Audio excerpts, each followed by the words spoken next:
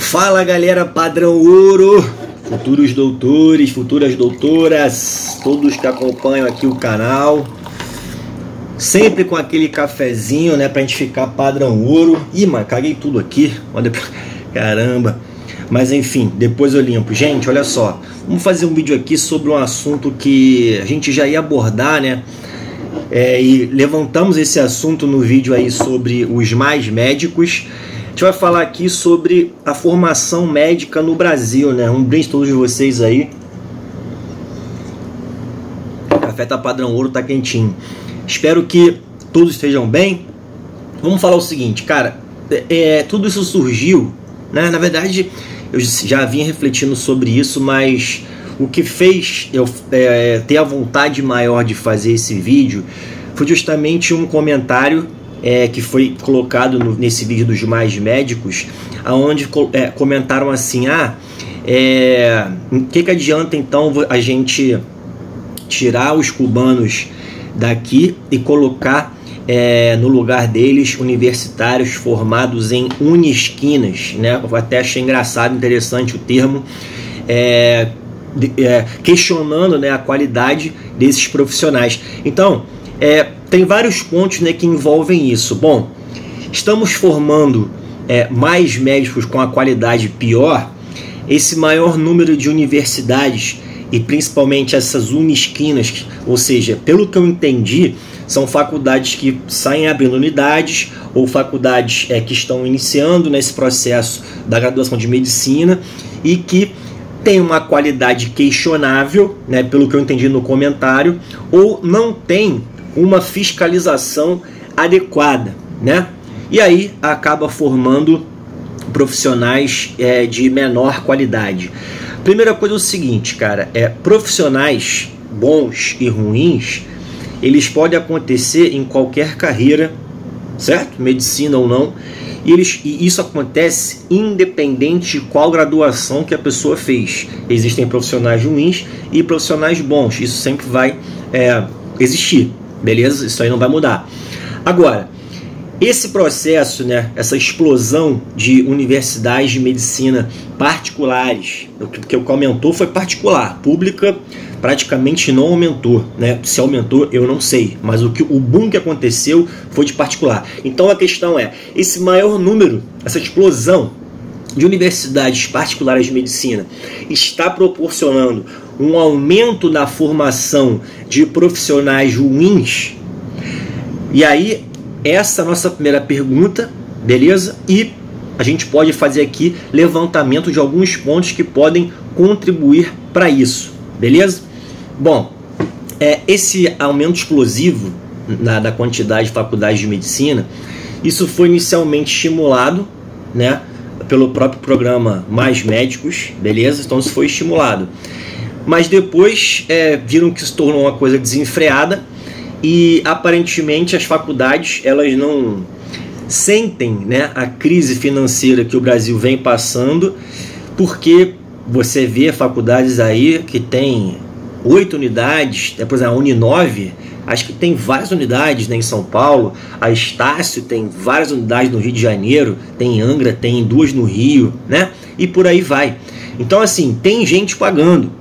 E tem muita gente pagando, e mesmo com o valor exorbitante que hoje em dia se encontra. Então, mas isso vai ser para outra questão. Então a primeira coisa aqui é o seguinte: esse aumento excessivo e desenfreado contribuiu para a formação de piores profissionais? Eu particularmente acho que o aumento de faculdades por si só, não.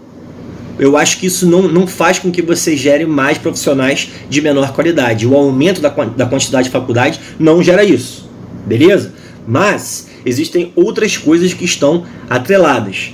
Que coisas são essas, né? Como que o currículo da faculdade é montado, como são os hospitais que a faculdade usa para poder colocar os alunos nos estágios, nos internatos, nos rodízios. Como é que é essa fiscalização do MEC sobre essas faculdades, e em relação ao currículo, né, a grade das matérias, se elas estão realmente adequadas com as exigências do próprio MEC porque sofreu uma alteração com o próprio programa Mais Médicos também. Você tem ali uma obrigatoriedade de maior carga horária de matérias da atenção básica, você tem uma maior carga horária no estágio do internato em serviços de atenção básica e também de emergência e urgência do SUS. Então tudo isso tem que ser levado em consideração também. E claro, como que é feita a própria avaliação institucional sobre seus alunos.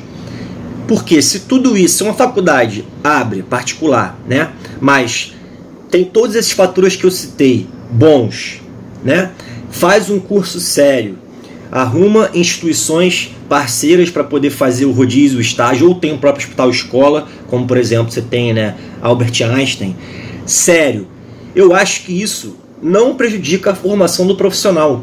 Isso não é parâmetro para formar piores médicos. Então, na minha opinião, a maior quantidade de faculdades particulares não contribui para formar piores profissionais, se seguir todos esses critérios que a gente comentou aqui no vídeo agora. Mas aí vem duas questões. E se elas não seguirem esses critérios, né?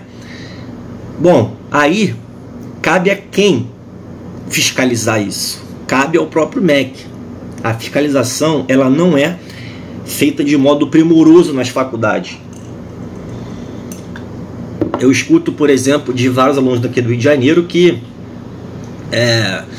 às vezes as faculdades, quando tem um internato, os serviços não são tão organizados, as pessoas ficam largadas, e aí a faculdade tinha que ter um pulso mais firme, e se a faculdade não tiver, deveria ter uma fiscalização adequada para isso.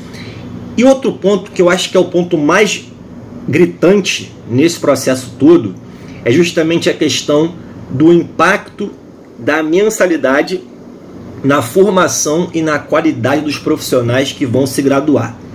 Como assim? Eu acho que hoje em dia, hoje não, mas sei lá, cara, de uns 3 anos pra cá. Porque veja bem, pessoal, quando eu comecei a faculdade de medicina, eu já pagava um preço caro. Eu entrei pagando R$3.500. Me formei, agora em dezembro paguei minha última mensalidade de 5 mil.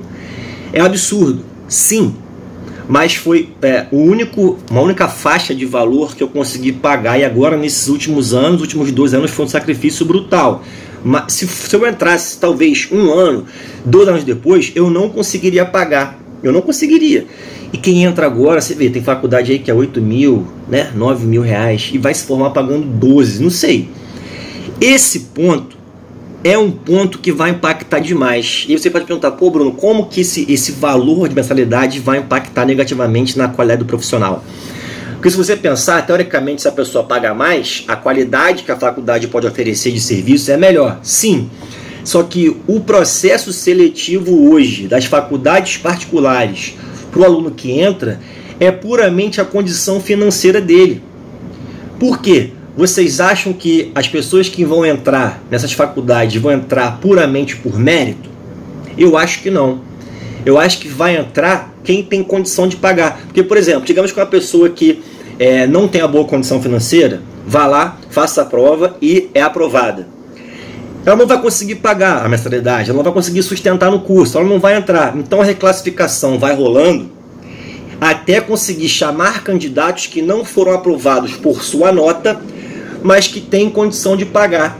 E aí eles vão acabar sendo classificados. Eu já vi como exemplo acontecendo isso esse ano.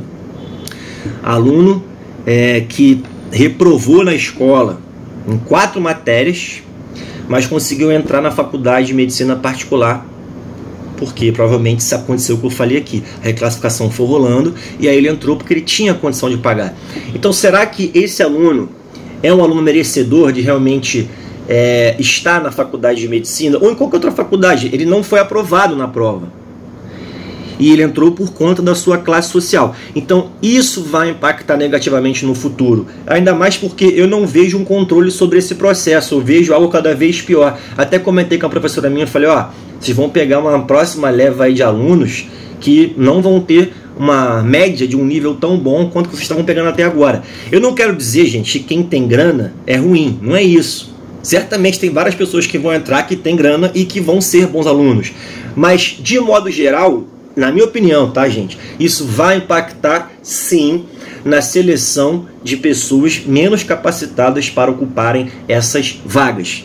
E isso não acontece na faculdade pública, né? Porque na faculdade pública você não tem esse crivo aí tão pesado, né, em relação à condição financeira. É claro que quem tem mais condição financeira consegue pagar melhores escolas, melhores cursos. Então tem essa seleção, tem esse peso sim, mas não é tão gritante porque não tem mensalidade de 10 mil reais para pagar. Então o peso da classe social é muito mais relevante nessas faculdades de medicina particulares que estão exercendo cobrando esse valor tão absurdo de mensalidade. E aí, cara, eu acho que isso não vai parar. Eu não vejo alguma coisa parando, ninguém fala nada, deixa o negócio rolar solto. Aqui no Rio, o pessoal de Vassouras, eu acho, o campus, se eu não me engano, fez protestos contra o aumento da mensalidade. E eu acho que tem que ser isso mesmo, porque não tem como, cara. Eu não vejo por que esse valor tão absurdo. E tem muita gente pagando, cara. Você bota o valor 10 mil e tem gente lá para pagar. Cara, que isso? E aí, pessoal, é claro que vocês podem pensar assim também, mas aí se o aluno não é bom, mesmo que ele entre, ele não vai conseguir se formar. Sei lá, cara, vai que o maluco cola, a pessoa cola, dá o jeito dela e se forma, cara. Eu acho que a gente não pode pensar só nisso. O aluno não é bom, na faculdade não vai conseguir passar, não vai formar. Será? Eu acho que forma, cara, eu acho que forma. Qualquer faculdade aí tem pessoas que se formam e não levaram a graduação a sério. E aí isso é independente de ser particular ou de ser pública. E aí vocês podem pensar, Bruno, então qual é a solução? Essa é uma pergunta difícil, cara. Essa é uma pergunta difícil. Primeiro, a curto prazo, eu acho, na minha opinião, gente, respeitem, podem discordar à vontade. Eu acho, cara, que a proposta do exame nacional para o aluno de medicina que se forma é válida. Eu acho que é válida. Pelo nosso contexto vivido hoje, por esse exemplo. Porque se a fiscalização nessas faculdades fosse adequada, eu acho que não precisaria ter esse exame, porque a fiscalização por si só já iria garantir que a formação do aluno seria adequada, beleza. Mas como eu acho que isso não está acontecendo, eu vejo com bons olhos essa prova.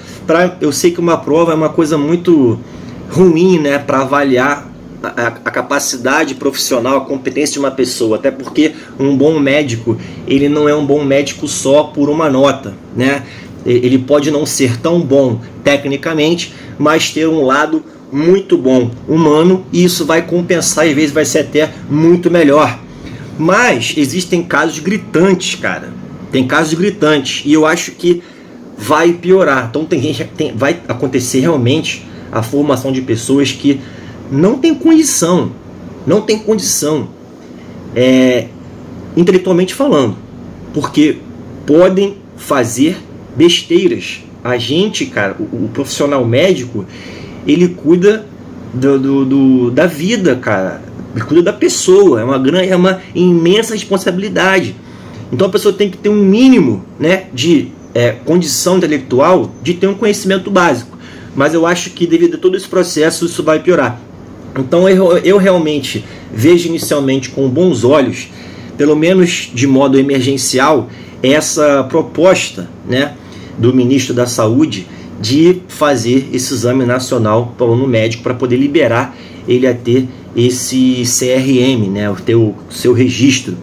E você viu, por exemplo, até na prova do CREMESP, né, em São Paulo esse ano, um índice de reprovação ali de 50%, foi por ali. Então isso já está mostrando como que esse processo já está impactando na formação dos estudantes. E aí, gente, vocês podem pensar, então os alunos que se formam em particular, eles são piores. Cara, não é isso que eu estou falando. Na minha turma, por exemplo, cara, tem a grande maioria esmagadora das pessoas, eu confio ali plenamente, cara. Sério, eu sei que serão profissionais de excelência, confio ali plenamente. Mas isso vai mudar, cara. Isso vai mudar por todos os motivos que nós já falamos aqui. E um outro ponto importante seria fazer um limite, né? Um limite de um teto ali de cobrança de mensalidade, porque não é possível. Eu não vejo o retorno do serviço dado ao aluno de acordo com o valor que a faculdade ganha. Porque, por exemplo, se você paga por mês numa faculdade R$10.000, você tinha que ter, cara, sério, a tua sala de aula tinha que ser um cinema, o laboratório tinha que ser a parada de ultra tecnologia, teria que ter um hospital próprio, tudo da mais alta qualidade. Mas não é isso que você vê, então você não vê o retorno. Para onde é que vai esse dinheiro? Sei lá. Então, gente, primeiro, acho que a prova seria uma boa opção, né? Segundo, intensificar essa fiscalização. Eu também não acho que é ruim você vetar a abertura de novas faculdades. Eu não acho ruim. Eu acho que tem mais é que abrir. Mas se abrir com tudo certinho, com a qualidade, a fiscalização, tem mais é que abrir mesmo. Não vejo problema. Mas e as faculdades públicas também, né, cara? Abrir faculdade pública... Eu não vejo uma faculdade pública abrir, sei lá, mano, desde que eu nasci. Sério, desde que eu nasci, não vejo. E as faculdades que existem, que são públicas, estão numa crise federal. Hospital universitário, aqui no Rio, nenhum hospital universitário tem emergência. Nenhum, gente. Como é que o aluno vai aprender emergência se não tem no hospital que ele está lá, na faculdade dele? Cirurgias são muito pouco realizadas, fazem poucas por dia, até nas residências, por exemplo, de cirurgia, hospitais universitários, algumas são muito boas, outras as pessoas operam menos, mas operam casos mais complexos, mas operam menos. Então, cara, como é que você vai abrir novas universidades públicas se as que já existem estão no estado que se encontram? Então isso aí também é um outro ponto muito tenso, muito preocupante, e eu, sinceramente, cara, eu não vejo a curto prazo uma melhoria desses parâmetros das universidades públicas. Eu espero, cara, que as próximas gestões da saúde e econômica, primeiro, melhorem os serviços das faculdades públicas que existem e depois busquem, né, também abrir mais universidades públicas, porque várias pessoas não têm condição de pagar o que os particulares estão cobrando hoje em dia. Então o cenário é obscuro, galera. O cenário é obscuro. Eu vou continuar refletindo. A gente pode bater um papo aí, fazer mais vídeos sobre esse tema. E eu gostaria da opinião de vocês. Deixem nos comentários para a gente poder refletir. Eu vou ler os comentários, refletir junto para a gente continuar com essa série de vídeos. Deixem o que vocês acham aí sobre as opiniões sobre esse processo, os particulares, né, em relação a universidades públicas, e como é que vocês acham que esse cenário poderia melhorar, beleza? Vou ficando por aqui, uma boa semana a todos. Olha, um grande beijo do fundo do ventrículo esquerdo. Nos vemos aonde? Nos plantões por aí. Tchau.